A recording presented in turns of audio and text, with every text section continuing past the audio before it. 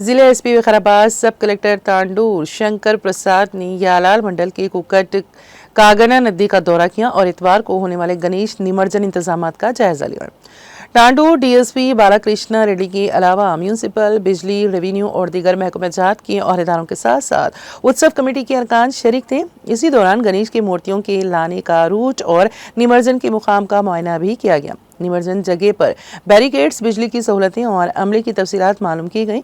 मुतालिका महकमे जात को सख्त इक़दाम करने के लिए कहा गया और निमज्जन के दौरान किसी किस्म की दुश्वारी, मसाइल या हादिसात ना हो, उसकी मुकम्मल एहतियात की ताकीद की गई। हिंदोत्सव कमेटी के जनरल सेक्रेटरी पर्टुला नरसिम्लू ने तांडूर से आने वाले विनायक मूर्तियों की निमज्जन के बारे में जिला एसपी और सब कलेक्टर को आगाह किया। बाद में एसपी नारायण रेड्डी ने मीडिया से बात करते हुए कहा कि तांडूर में विनायक निमज्जन के त्यौहार को अमन व अमान के साथ मुनक़्क़द करने पर तवज्जो दी जा रही है। निमज्जन के पेश नज़र 300 पुलिस अमले के साथ बंदोबस्त रहेगा। 4 डीएसपी, 10 सीआईज, 25 एसआईज खुसूसी टीमें और पुलिस अमला निमज्जन बंदोबस्त में हिस्सा लेंगे।